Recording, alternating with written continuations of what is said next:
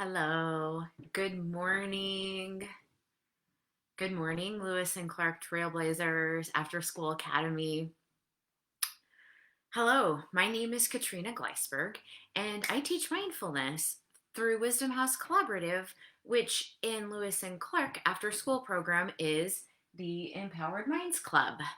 So, welcome.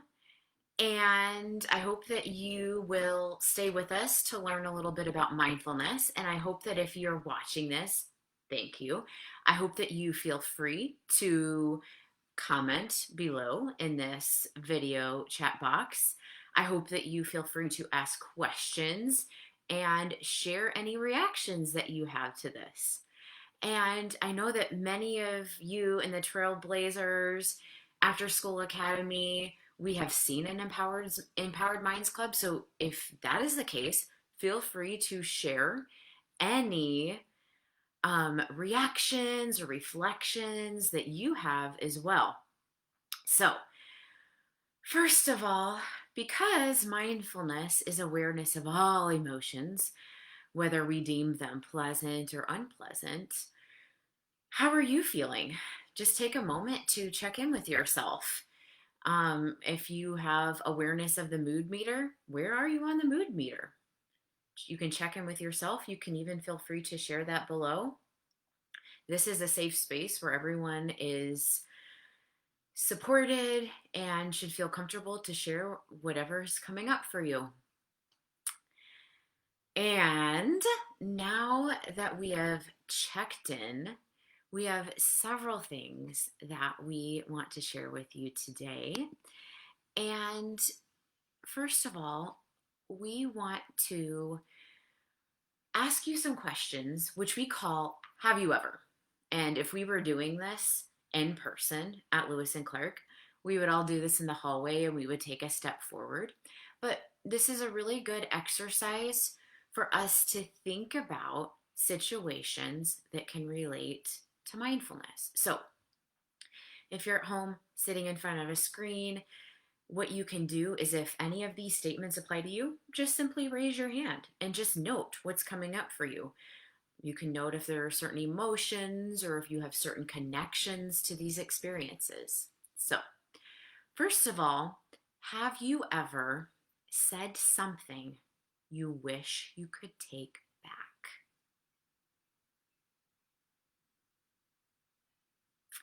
Have you ever done something that you later regretted?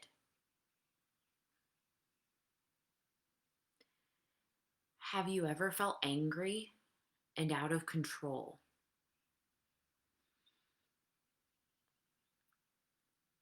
Have you ever felt nervous or anxious about an exam or a performance?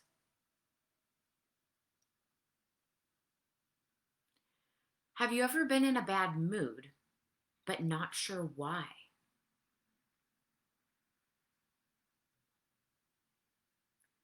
Have you ever been in a bad mood but not even sure what the emotion is?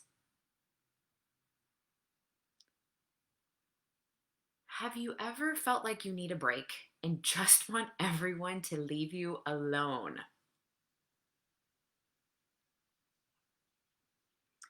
Have you ever had trouble falling asleep because your mind won't be quiet or your body feels restless? Have you ever been accidentally spacing out in class when the teacher calls on you? Have you ever noticed that you do much better at sports or music or any hobby when you were really focused? Okay, so if there are any of those particular have you ever instances that relate to you, feel free to share in the chat box. And actually, what I can do really quickly is I can copy and paste this have you ever list in the chat box here.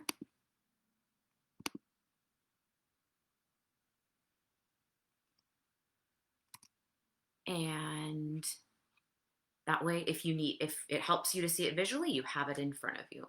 So if you can say yes to any of them or all of them, know that you are a human being who has normal human tendencies.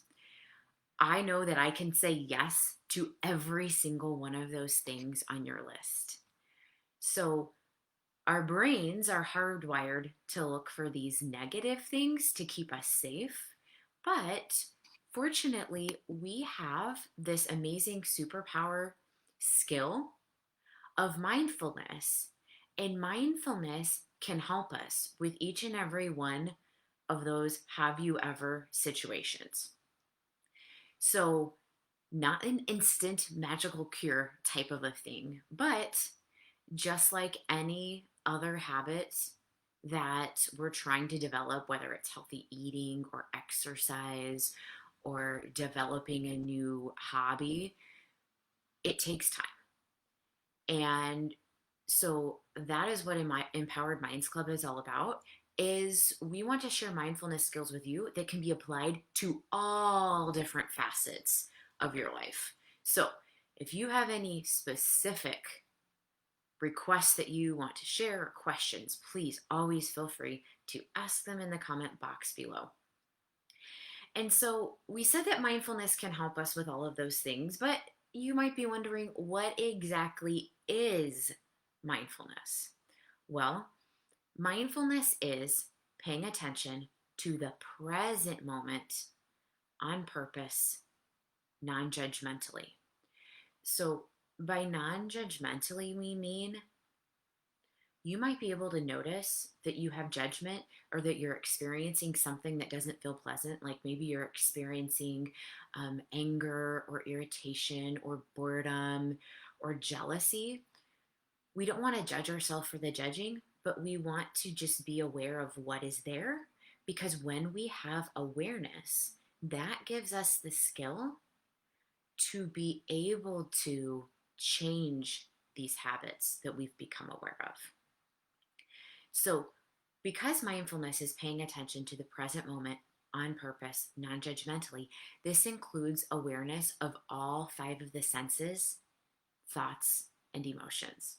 So, a lot of times in mindfulness, we will start by bringing attention to the breath or a sense such as listening.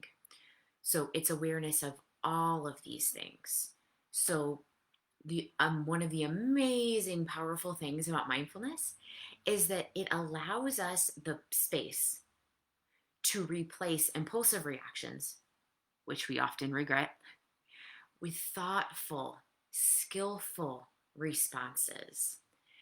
And when we take time to pause when we feel triggered, it allows us the freedom to choose our most wise thoughts from the best version of ourselves, and know that we don't have to just give in to impulsive reactions. So, sometimes in order to know what something is, it's also important to know what something is not. So, I wrote down a few notes here of what mindfulness is and what mindfulness is not. So, mindfulness is awareness of all emotions, thoughts, and sensations. So maybe not all at once, maybe we focus on one at a time, but mindfulness does involve that.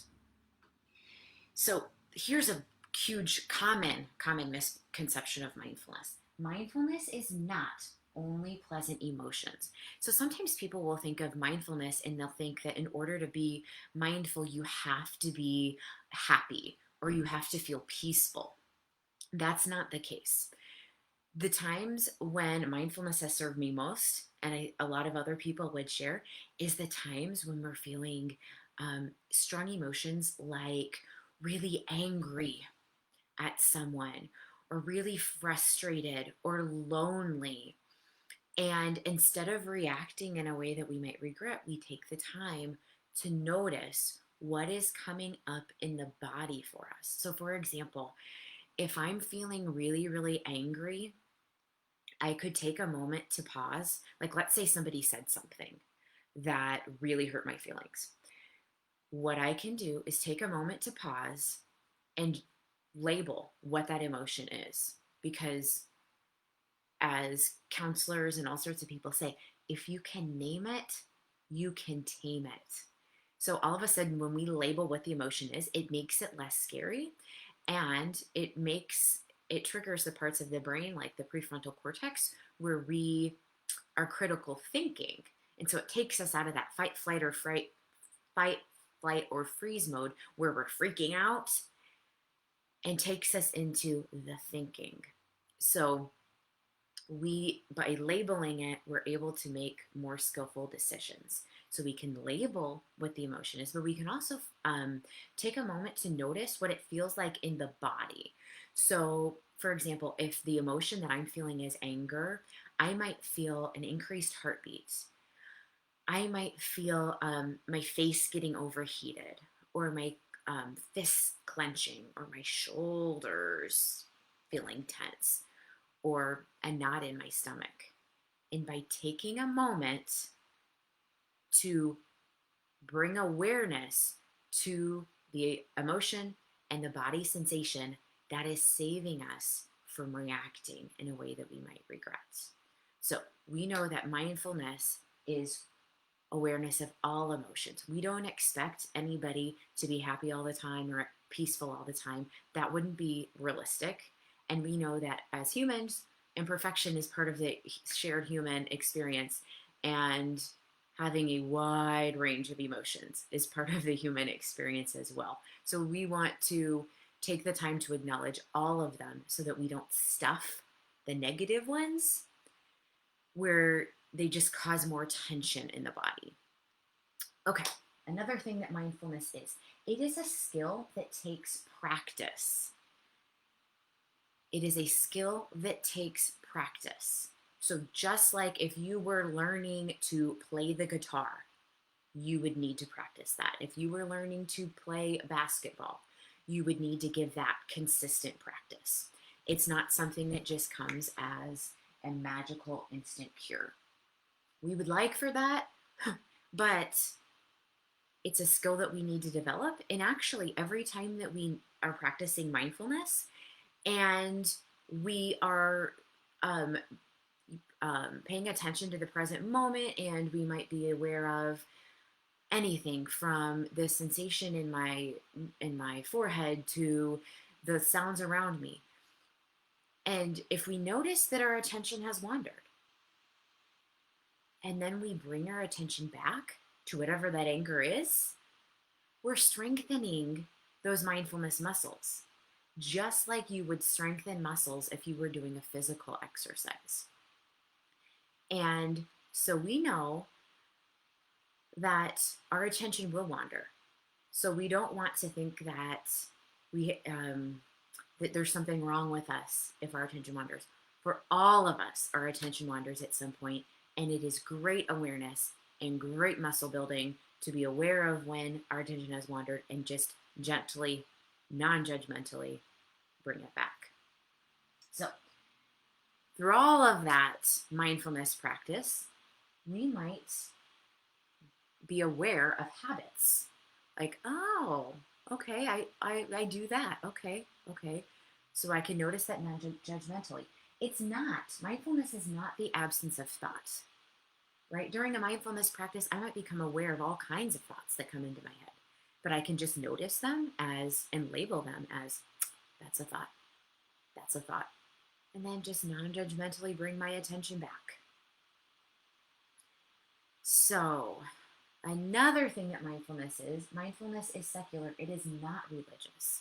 So anyone, if we're bringing attention to our present moment experience, anyone of any belief, of any background can benefit from that. There's a lot of scientific research that backs the benefits of mindfulness and all of these holistic health benefits that we can get from it. And that's something, and so these great benefits such as increased attention and decreased reactivity, those are things that are valued by all backgrounds. So, another thing that mindfulness is compassionate and mindfulness is non judgmental. So, if we're doing something that we don't like, or we just did something, like maybe we said something that we regretted, or we did something that was a mistake, we can just be aware of how that feels in the body and without judging ourselves for it. So we know that mindfulness is not a discipline tactic, nor is it perfection. We want people to practice mindfulness and do so in the way that feels right for them and that honors their meeting themselves where they're at. And that means that progress is generally this gradual thing. If people think that they have to do something giant, hugely successful overnight, then that can actually make people feel discouraged. And we want people to practice where they're at. We also don't want to use it as a discipline tactic because it's something that we can use in all types of situations. And it shouldn't be a punishment. It should be something that we enjoy, and we start to notice all of these habits. We start to bring awareness to all of these things that we're feeling so that we can choose skillful responses after that. So that is what, in a nutshell, what mindfulness is and what mindfulness is not. If you have any questions, please feel free to share them in the comment box below. Okay, so now that we've talked about what mindfulness is and is not, let's bring our attention to a short, simple, introductory mindfulness practice. And we call this an intro to mindful bodies. So in mindfulness, we have all these different mindful practice skills. So practice skills might include things like mindfulness of sound, mindful eating. So usually one of the first skills that's taught is mindful bodies. And so when we practice this, when we're in a classroom type of setting, what this usually looks like is people are sitting in chairs, although you can be mindful of your body no matter if you're sitting on the floor or you're standing up or you're walking. But generally, a common way to start is by bringing awareness to what a mindful posture is. So, in general, a mindful posture includes facing forward, and our back is upright. Backs are upright. So we like to say upright, but not uptight. We don't want to be rigid or have, shoulders tight or anything like that. So allow yourself to sit upright, but not uptight. And then also part of that is sitting in stillness. And if you start to feel restless, just bring awareness to that. Don't judge yourself for it. Just bring awareness to what's coming up for you. And so stillness and quiet. And then the mind and body are relaxed yet alert. So meaning we don't want to put ourselves in a situation where we fall asleep. I mean, if that happens, bring awareness to it. And then the next step would be, if it feels comfortable to you, allow your eyes to close. If it feels comfortable for you, allow your eyes to close. If it's not comfortable for you to allow your eyes to close, what you can do is you can just simply aim your gaze down to the ground a few feet in front of you so that you are looking at one constant place and not having your body, your eyes dart around. We kind of want to just pick one place and have our awareness there.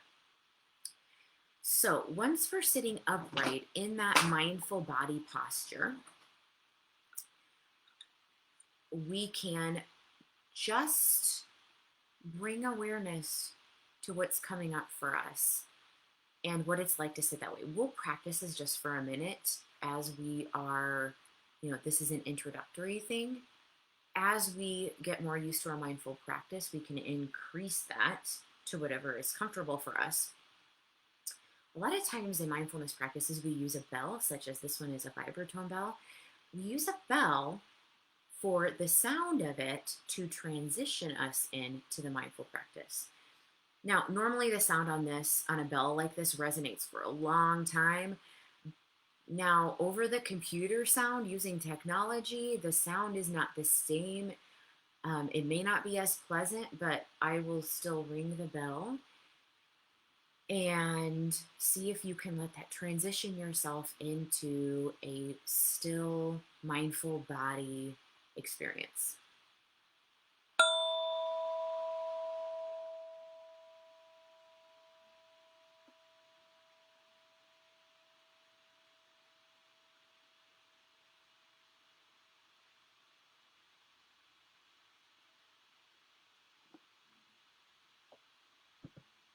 Notice what it feels like to have your body supported in the chair or in whatever posture you chose.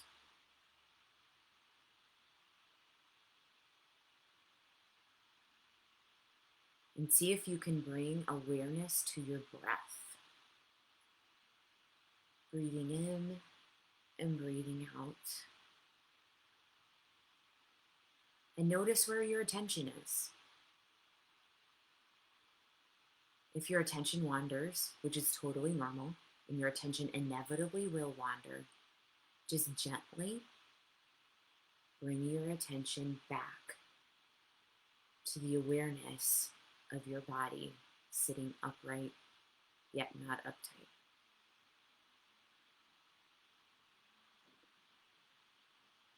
And as I ring the bell, see if you can pay attention to the sound of the bell from the beginning to the middle to the end of the sound. And then, when you can no longer hear the bell, allow your eyes to open.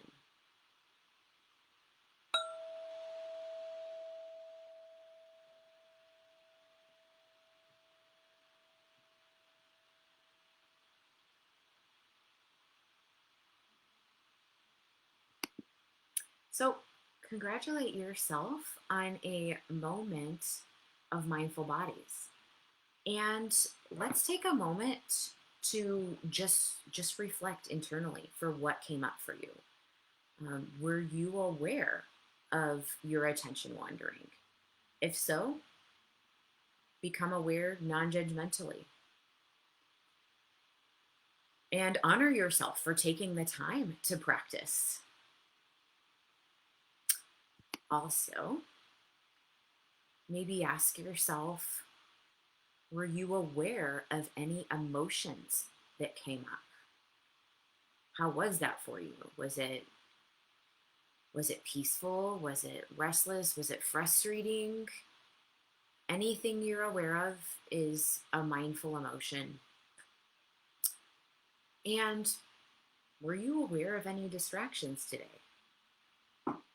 By awareness of distractions, and we can bring awareness to habits and perhaps bring awareness to things we might want to change. But in the moment of mindfulness, it's just being aware of what is. So whatever came up for you, any particular emotions or body sensations or thoughts, and know that if your attention was wandering, that's completely normal. Our attention likes to wander.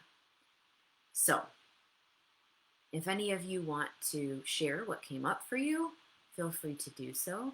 If any of you have questions on mindfulness, feel free to share. And please know that anything that comes up for you is okay. We know that part of our mindfulness definition is non-judgmental. Non-judgmental, meaning that the way we pay attention, our intention, is just as important as our attention. So be gentle and compassionate with yourself, knowing that any habit that we develop, that we want to develop, takes practice and consistency. So, as we have here, a skill that takes practice. So, a lot of times when we have a time to practice mindfulness, we call it a mindfulness practice because it's exactly that. It is a practice. Nothing that we do is just instant perfection right away. So, thank you so much for joining this Mindfulness Monday lesson. I hope that you learned something about what mindfulness is and what mindfulness is not, and perhaps had a connection to some of our have you ever situations that can relate to ways mindfulness can help. And thank you for joining in. And thank you, Mrs. White, for commenting. Awesome. She says, love it. What came up was a piece and focusing on sound. Great. So I hope all of you were aware of what came up for you. And thank you for joining. If you have any questions, suggestions, feel free to share those and we can keep those in mind for next time. And I hope that you are able to practice short pieces of mindfulness that work for you. Thank you so much for joining.